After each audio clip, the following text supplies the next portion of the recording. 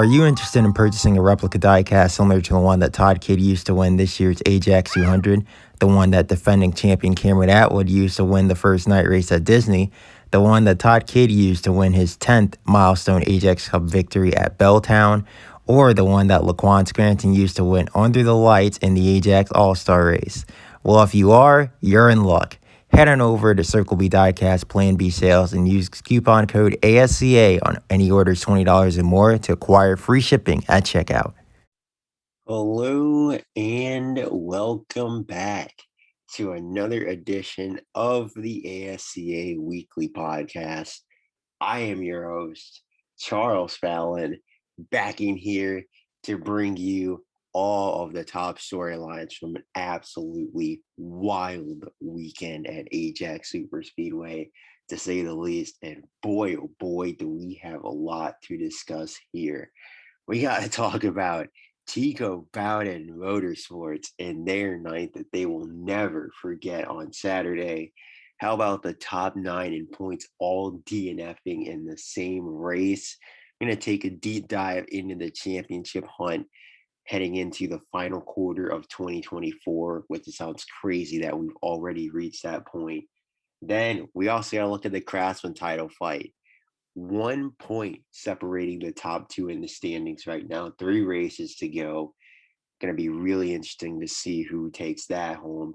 And then recapping the big press conference from Dexter Andrews Motorsports and, talking about what happened there, them unveiling their 2025 plans, as well as an update on the Bryn Renner sweepstakes. And we're down to 2. So we're going to get into that as well. And then, of course, previewing the final Crown Jewel event of the 2024 campaign, the 9th annual Northern 200 presented by Pepsi. So, yeah, it's a jam-packed episode today. And very excited to get into all of it here. Thank you for joining us. And thank you to our premier partners at the podcast and at the ASCA, as always. Rowdy Energy. You already know what to do with them. Circle B Diecast, Plan B Sales, member coupon code ASCA for free shipping on any orders $20 or more. Be sure to take advantage of that. And you want to cop yourself a Doug Bowden replica diecast that he just won in the Fastenal 200 with. And then also cannot forget about at Paint Scheme Stalker on Instagram. Go give him a follow as well. So shout out to all of the ASCA's premier partners once again. And yeah, let's get into it. So, of course, the top storyline from this entire weekend that we have to discuss is Bowden Motorsports. It had been 68 races since they last went to victory lane back in 2020 when Cameron Atwood shocked the world with his first career win in the inaugural Denver race. And mind you, Atwood himself was snapping a 42 race winless route for the team since Lauren Lester won back in 2017. So basically, this is an organization that has only won 3 times at the cup level since 2017, which is, obviously not what you would hope for. And I believe only 3 times in the modern era in general.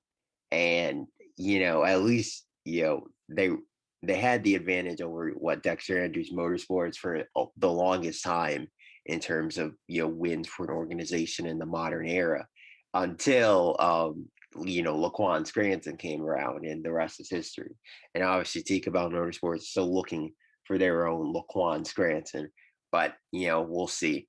I think they have, someone that's pretty close to that, and that would be Doug Bowden. And let's talk about this first to get it out of the way. The fan reaction to Doug Bowden's victory was shocking, appalling, and very just, I don't know. Obviously Doug is not a well-liked guy in ASCA circles and around the garage area. I think that we pretty much well know that. He's been involved in plenty of incidents throughout his ASCA career. I know he was just involved in an incident a couple weeks ago with Todd Kidd. Obviously, he was involved in the Ian Adonde horrific accident at West Virginia. And I've been very critical of Doug in the past for his aggressive driving and this and that and the third, and some of the things that he's done in the past and his behavior towards the end of his Roddy Woods Motorsports tenure and how he got his ride at his father's team, Tico Bowden Motorsports. Obviously that can be further discussed, I think, certainly. And a lot of people would point to it being nepotism and that he was born with the silver spoon in his mouth.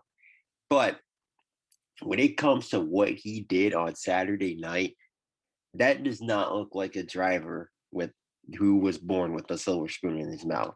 And some of the moves that he was making, and just I think this was one of, if not the performance of the season from Doug Bowden. Like that's not even cap. Like as the kid said, it's not even cap. That's not even lying right there.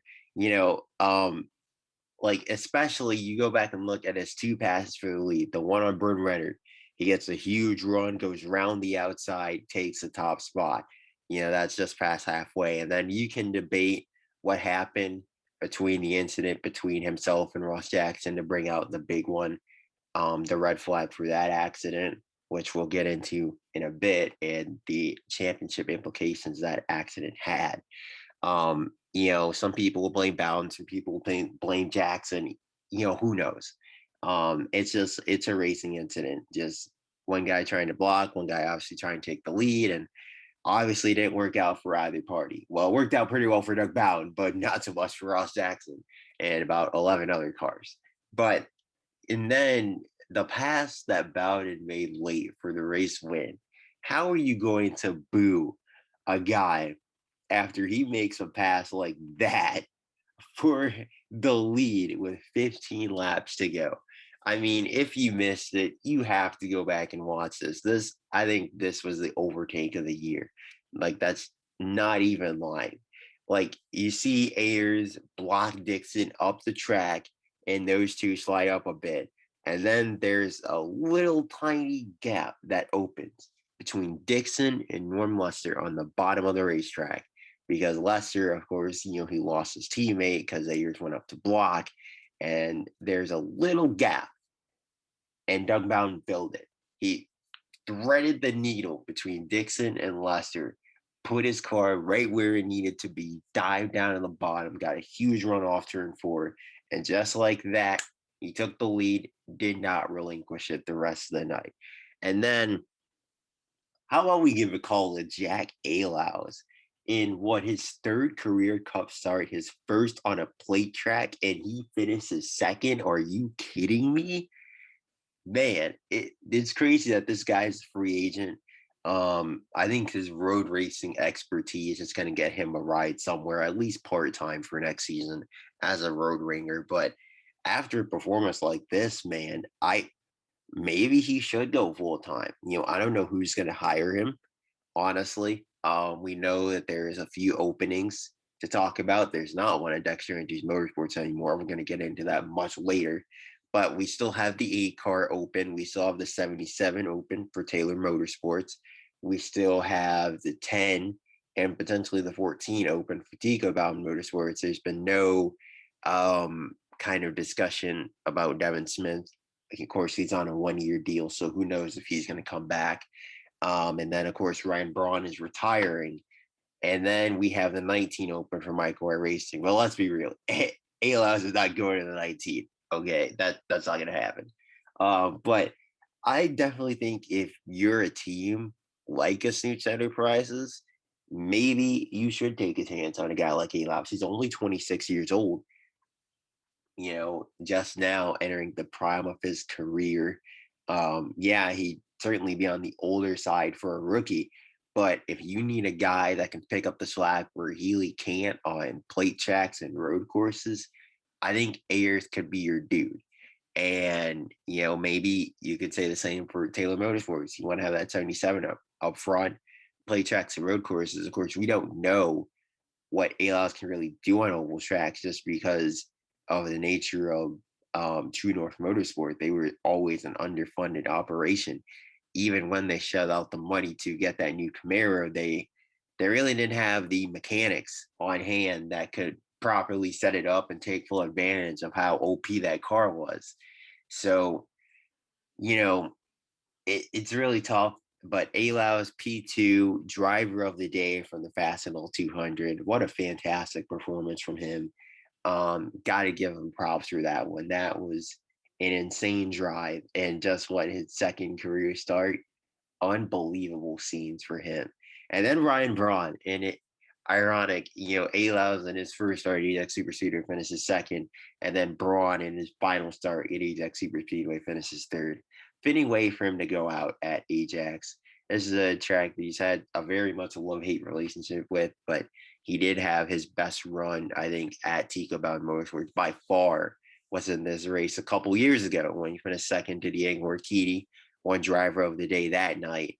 And, awesome to see him bring home a third place finish. Obviously, you kind of wanted to see him win, but he never really had a shot. He's kind of more towards the back all day and ran an extremely smart race. Like he and the CJ Barrymore Racing guys were always, they were in the back when that big accident happened. And even when the second accident happened with 10 to go, he was in the back. So, that it kind of goes to show you that at these plate tracks, at these, plate races, you either want to be at the very front, like Doug Bowden was most of the night, or you want to be way in the back, well behind it. You do not want to be mid-pack. As a couple of our favorites were Diego Urquidy, Dan Rogers, we're talking big about those guys all night long. And, they were mid-pack when that big accident popped off on lap 44. And what do you know? They both end up being taken out in that accident. But just to kind of put a bow on what Tico Bowden Motorsports did, this is one that they're going to remember for a long time to come. And here's the thing for Doug Bowden. I think he has the potential to win many more races. This is an unpopular opinion, but Doug Bowden is one of the most talented drivers in the garage area. And you know why I say this? Look no further than what he did in 2018 in Tico Bowden Motorsports equipment. Look no further than what he's done the past few weeks in Tico Bowden Motorsports equipment, what he's done this season overall in TBM equipment. He nearly won Belltown, mind you. Had the lead with 5 laps to go before being knocked out of the way by Todd Kidd and finishing second. He led 63 laps? Bowden led more laps in that race than our points leader Diego Urquidy has all season.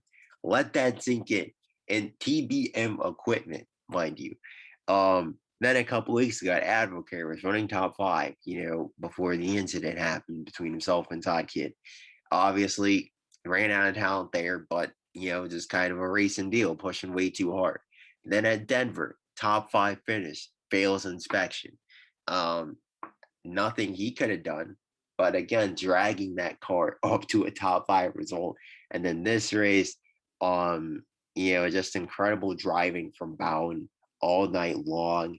He was extremely aggressive, but obviously, he didn't go overboard like Jared Ayers did to bring out that second caution when Ayers just completely blocked Dixon all the way down into his teammate Atwood and wrecked the entire field. Like, we never saw anything like that out of Bowden tonight. Even his incident with Jackson, Jackson never got to Bowden's quarter panel. Bowden just kind of blocked him up the track, and Jackson inadvertently ran into the wall. It wasn't like an Ayers and Dixon situation where Dixon was there and Ayers just continued running him down the track, and Dixon just had nowhere to go. There's nothing he could do there. You can't just lift with 10 laps to go. Are you kidding me? So, yeah. Fantastic drive from Doug Bowden tonight. Obviously, the fans weren't happy. There were tons of boos. Just lots of unhappy people to see this night for Tico Bowden Motorsports. But I think it should be cheers. The fact of the matter is that Doug Bowden's only the 7th different winner of this season, which is shocking. Doug Bowden has won a race before Randall Woods, Greg Healy, Nick Urquidy, past champions of this sport. which is again is shocking. And this season, I should say, but second career win for Doug Bowden. And like I said, this is one that Tico Bowden Motorsports needs to celebrate for a long time to come. Now let's get into the points battle. And first off, let's talk about how for the first time in ASCA history, the top 9 in the points standings, all of them DNF'd. Are you kidding me? That's the first time this ever happened. And when that first big accident popped off and the entire top 5 in the standings was wiped out, you already knew it was bad then. But then the cherry on top was when, Ayers and Dixon got together and they took out those two, obviously. Atwood, who did a barrel upside down. He does some incredible acrobatic work at Ajax Super Speedway. Bryn Renard also was involved in that as well. Greg Healy, Bryce Mann, those guys also taken out. Feel bad for Bryce Mann. He had a career night as well. Ran a great race, led 12 laps, first laps of his career, and then obviously was taken out in that accident, so he couldn't even bring home a top 10 finish. But it is what it is. It's a tough deal, but the top 9 in points, all DNFing in the same race. I don't think you're ever going to see something like that again. Like, it's so just bizarre that something like that would go down, and just wild that pretty much everyone, 5 of the 6 drivers that had won a race in 2024 ended up out at the finish. The only one that survived was Chris Barrymore, which is shocking considering, he tends to hate plate racing. I think he DNF'd in the Ajax 200, if I recall correctly. Not 100% sure on that. Don't quote me. I actually don't think he did now that I think about it. But yeah, so basically Barrymore survived, but he was a non-factor all night. He finished 7th. So that's when you kind of knew we were going to see an upset winner. And with the top 9 points all DNFing, that means that literally nobody was able to take advantage of Diego Urquidy's 18th place finish. His first finish outside the top 10 since the season opener at Ajax Super Speedway, where it blew an engine and finished 15th. But 18th is your worst finish of the season, then I'd say you're doing something right. And I'd say the point standings certainly bear that out, to be honest with you, because let's take a look at him right now. So taking a deep dive into the championship battle, obviously 4 races left to go. We head to the Stone Yard, we had to Computer Motor Speedway, we had to what's next? West Virginia, my bad. Got to get used to this new schedule. Normally it would be Ajax, but obviously now it's West Virginia, and then Belltown to close out the campaign.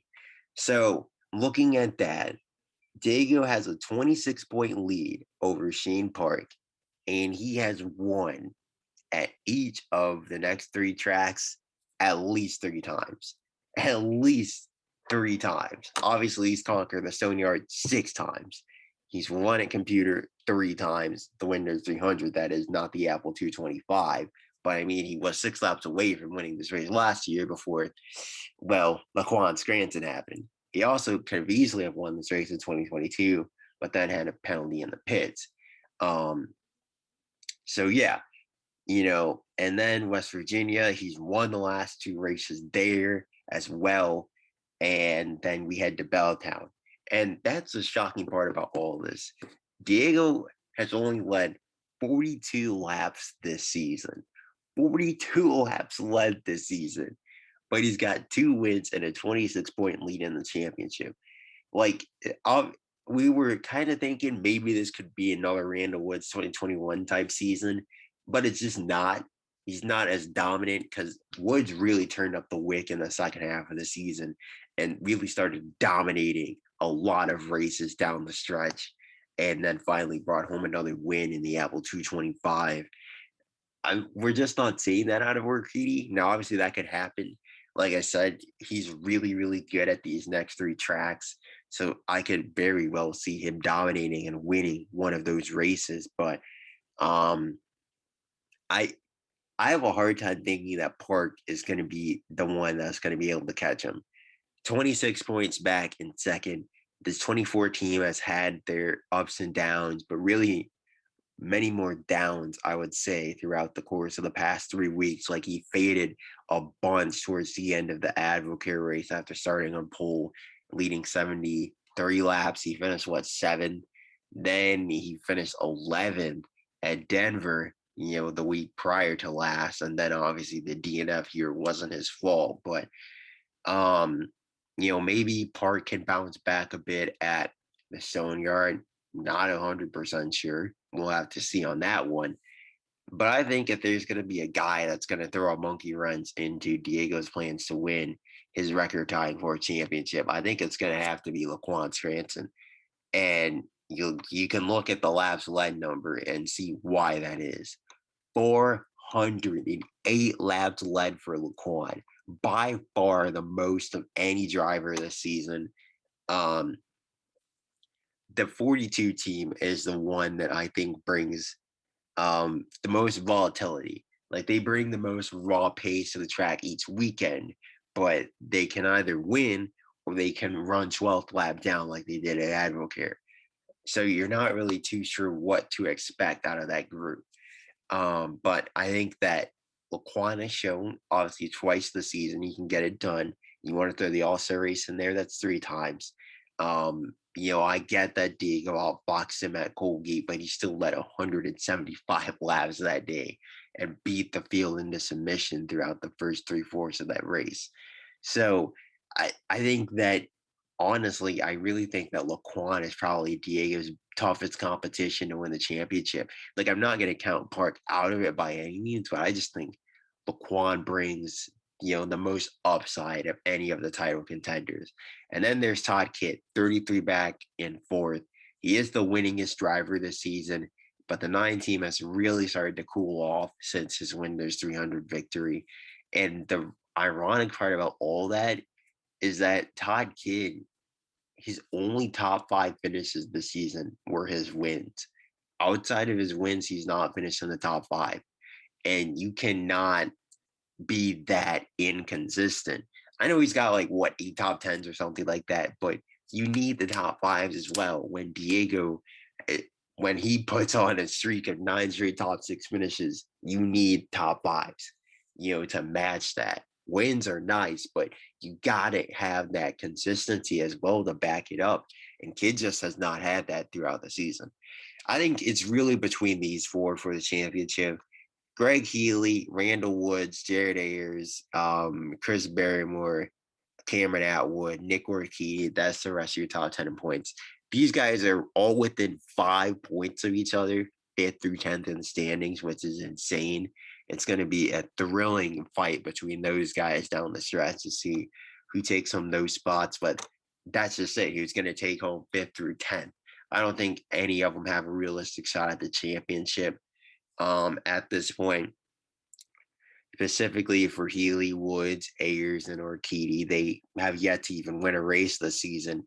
Atwood has more DNFs than top 10 finishes this year. He's DNF'd in half the races. So, yeah, he's got the 2 wins, but, I mean, he has been insanely inconsistent this season, which is shocking considering the year he just put together. But the 17 team is really just kind of falling apart these last couple weeks.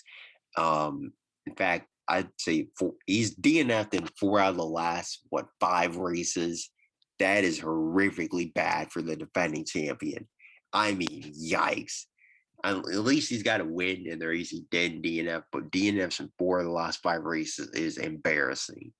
I don't care who you are. And then Chris Barrymore, man, I mean, he's got the Stone Yard, West Virginia. He's got some good tracks coming up, but again, he's 60 points back, tied with Atwood. I just stick a fork in these guys, So that's pretty much it. I think it's gonna be between Urquidy, Park, Scranton, and Kidd.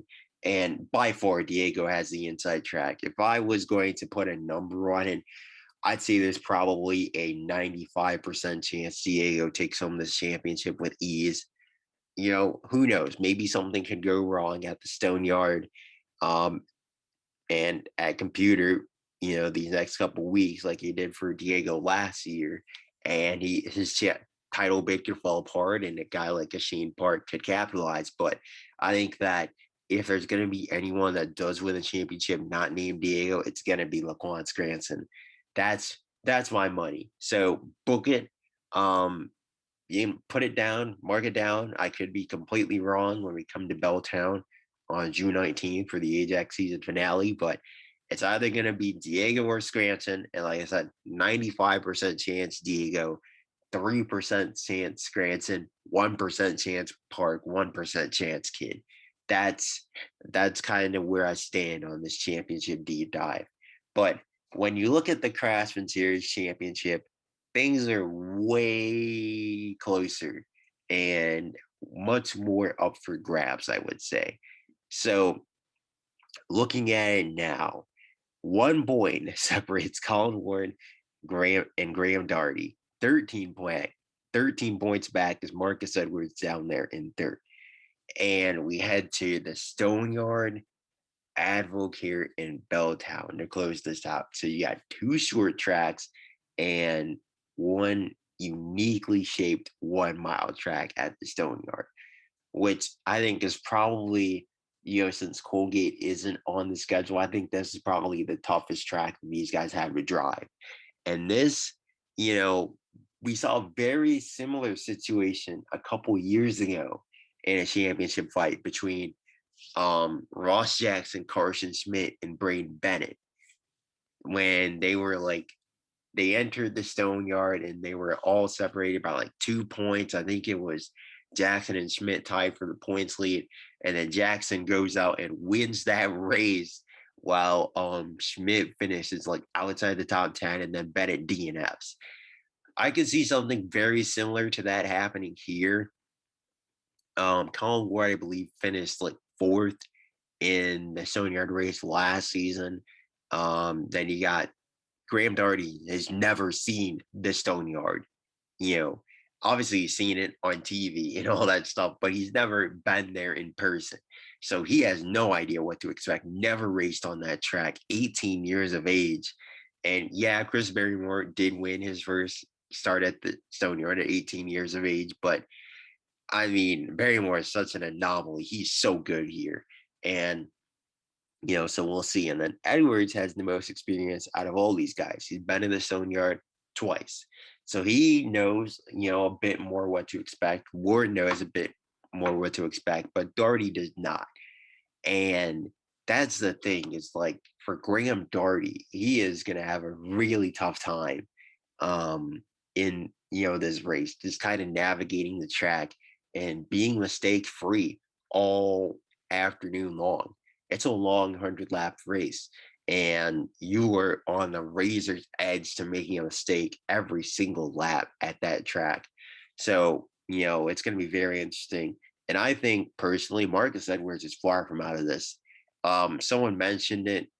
I saw on Twitter, someone mentioned it, that had Edwards not had his DNF, his last lap accident at West Virginia, and then obviously his DNF thanks to the contact between himself and Aiden Romo, Edwards would be running away with this championship right now. Has not even a question.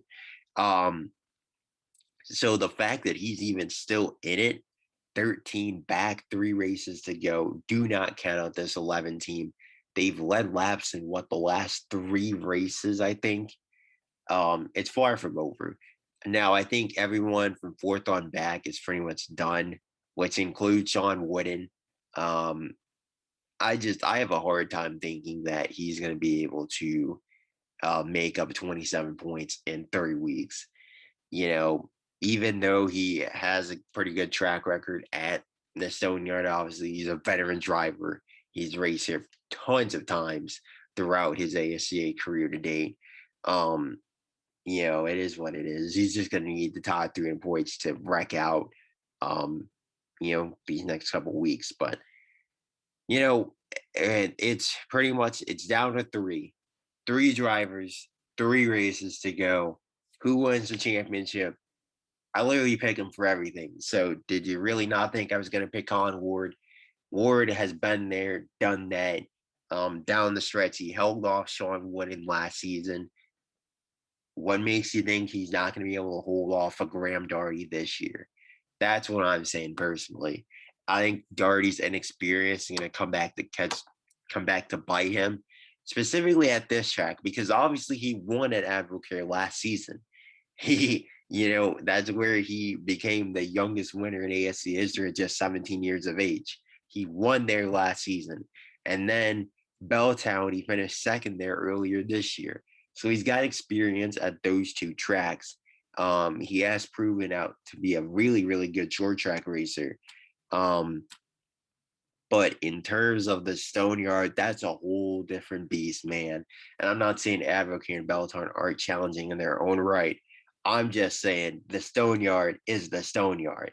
So it's going to be really tough.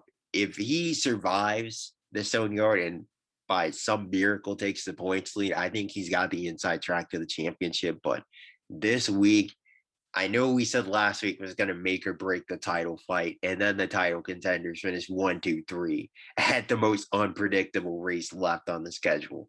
But I really do think that this week we're going to really figure out, okay, which one of these guys is going to be able to survive and has the inside track to the championship at Belltown. But that's it for all of that. Now we're going to get into silly season and what just went down there with the Dexter Andrews Motorsports presser earlier this morning. That just went down. And as we just talked about, Marcus Edwards, last week's big winner, third in points, still a championship contender here late in the going in this season. Finally, after 3 years in Craftsman, he gets his well-deserved promotion to the Cup level in 2025, becoming the third rookie driver to get that call up. It's Tommy Woods, Colin Ward, obviously, and Marcus Edwards. So well-deserved promotion to Edwards to the number 1 next season. Obviously they're hoping that things are going to work out better than they did with Derek Lewis, who had such a promising start to his Cup career, but it seems like, ever since Laquan has really come into his own these past couple of years, Lewis has just fallen off a cliff. So, and he has just been beaten into submission by his teammate, Scranton, much younger teammate. So we'll see if Edwards can give Scranton a much tougher fight on a weekly basis. And I really do think that this could be a really underrated duo of young stars. Edwards obviously hasn't been getting much publicity because he's been overshadowed by Colin Ward and what he's been able to do, dominating the Craftsman level. And when it comes to Rookie of the Year, I think everyone's going to be pointing at Colin Ward and being like, okay, really? And obviously I'm going to be one of those people. But Marcus Edwards is certainly a driver not to be taken lightly. Don't take him lightly in this championship battle, and don't take him lightly in the Rookie of the Year race in 2025. I really do think that he's got a realistic shot to take that home. So we'll see. Filling in the shoes for Edwards in the now basically flagship 11 is going to be Gavin Lawson. Gavin Lawson, who has had a couple of hairy incidents throughout his Craftsman starts so far this year. Had the incident with Sean Wood in his debut in the TreatMyPC.com 150. Was running inside the top 10 in that race, and then ran over his teammate entering pit road on a cycle of green flag stops and last Friday night's Citibank 100. So obviously Lawson's been making some mistakes, but I think that's a good thing. It's a these are part-time starts. These are where you're supposed to get your mistakes and all that jazz out of the way.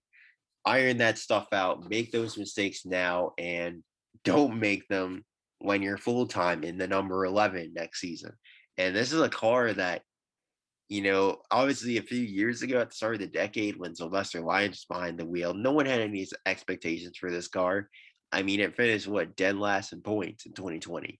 And now Here it is with Laquan Scranton, goes out, wins 3 races, wins a title as an 18-year-old rookie in 2021. And now Marcus Edwards has won twice over the course of the past couple years. And within his 3 years in the car, he's gotten better and better and better and closer to the championship each year. And now he's got a realistic shot at it here.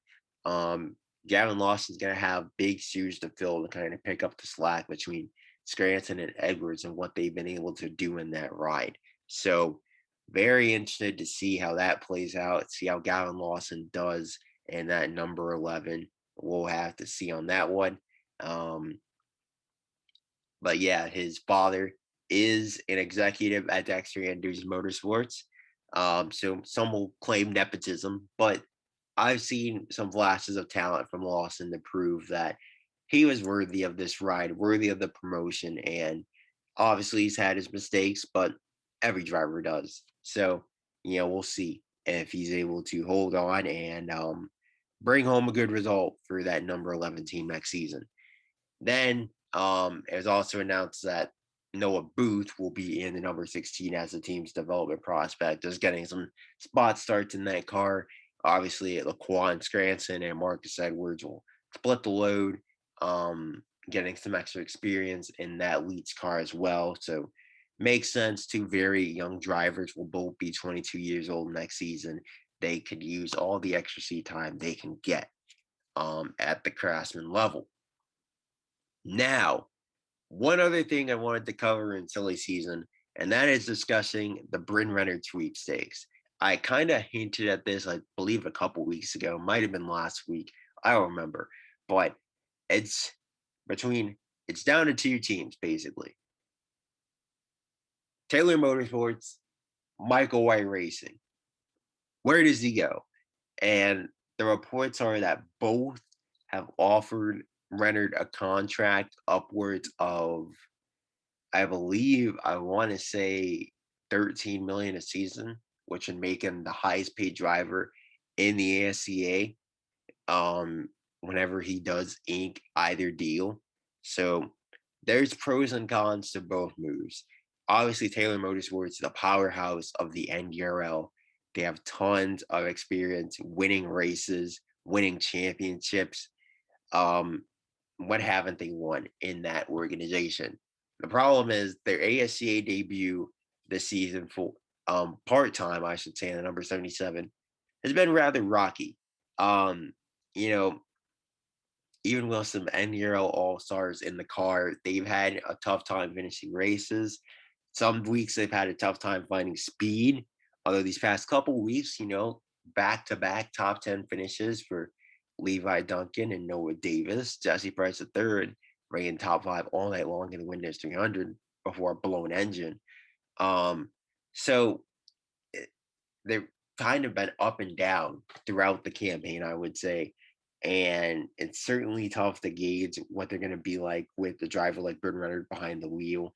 I think part of it is just due to rookie mistakes, rookie team, new team. They're going to make a lot of those mistakes. They're going to have those mechanical failures. They're going to make those mistakes with the setup. And the thing is, for Renner, you're 33 years old. Do you really want to waste your time trying to iron things out, iron out the kinks when you have maybe, I want to say 3 to 5 years max in a window to win the championship? I don't know. But then you look at Michael White Racing, a much more well-oiled machine in the ACA, proven. We've seen what Randall Woods has done since he joined that organization. They've won 2 championships. They won plenty of races. However, they have not won a race this season. And, it's hard to even say that they've come close. Randall Woods only led, 50 laps this season? Ayers has led over 100, so he's been okay. But Bennett led 128, but he hasn't really led much laps since. Probably the closest they've come to a win this year, I would say, would be Bennett at Disney or Ayers at Denver.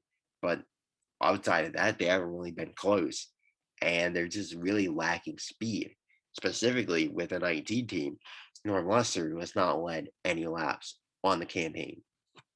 And he does it 12 points now ahead of Renard, thanks to, top five run and the Fastenal 200. But, you know, it, it's a tough choice. It really is. There's pros and cons to both moves. I don't know which one Renner is going to go with, but whichever one he does choose, I think it's going to send ripple effects throughout the rest of the ASCA and kind of silly season as a whole, kind of seeing where he goes and where the biggest star of free agency lands for 2025.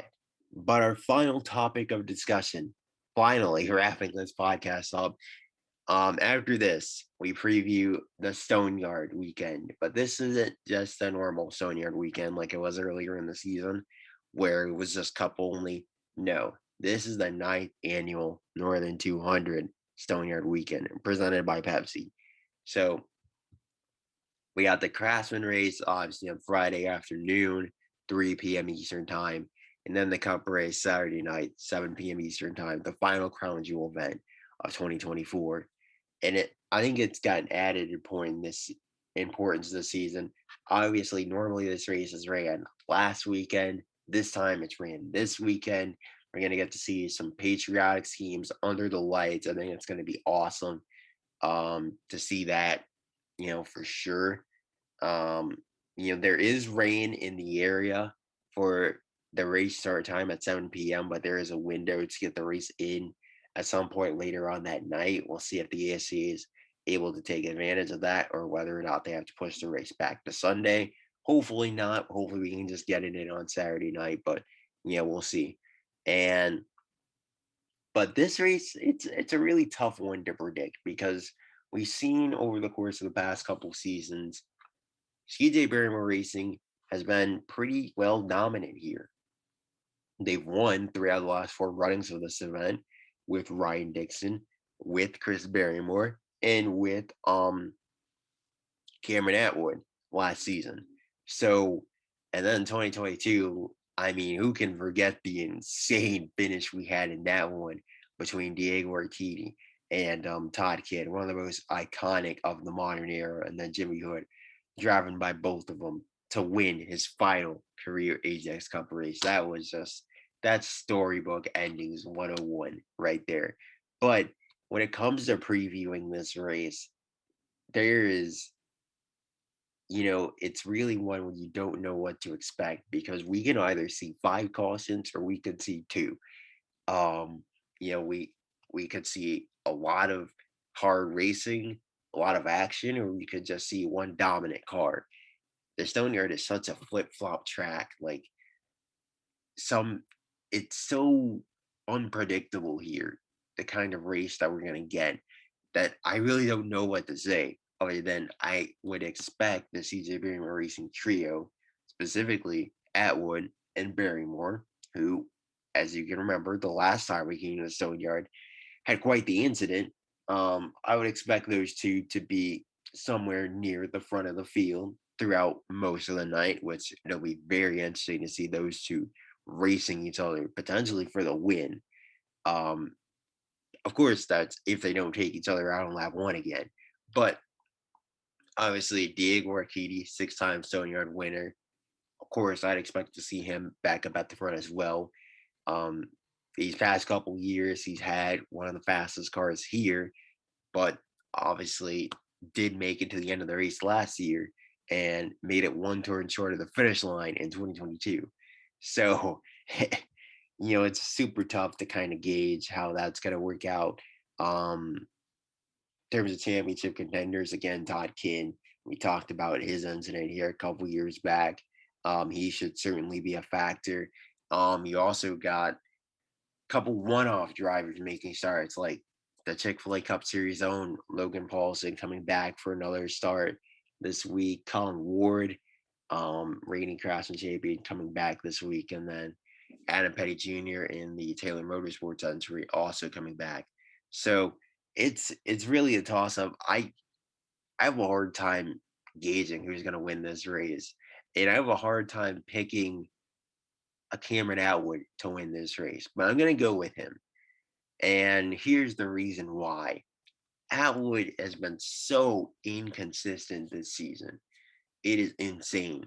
We just talked about that earlier, but he needs to bounce back. We're on 4 DNFs in the last 5 races is ridiculous. But he has finished top 2 in his last, 5 Stone Yard starts now. Yeah, give me Atwood to win this race. Um, on the Craftsman side of things, Chris Barrymore's in the race. Chris Barrymore will win the race. I mean, what more do I even need to say? He's won there 4 times. Just he's on another level when it comes to racing across without Stone Yard. It's just unfair. So Barrymore and Atwood, I have those two going to victory lane. Surprise, surprise. This is the Stone Yard we're talking about here, but wouldn't be shocked to see Diego bring home a 7th Stone Yard victory. I'll just leave that out there. It's been since 2021 that he last won at this track, which is shocking to me. But who knows? Maybe he could break that winless drought this time around and really strengthen the championship bid that much more. But that's finally it for this edition of the ASCA Weekly Podcast. Once again, shout out to our premier partners, Rowdy Energy at Paint Scheme Stalker on Instagram and Circle B Diecast Plan B Sales. Remember, free shipping, code ASCA, any orders $20 or more in the US. Be sure to use that. And this is Charles Fallon signing out. We'll see you in a week's time to recap all the action from the Northern 200 weekend.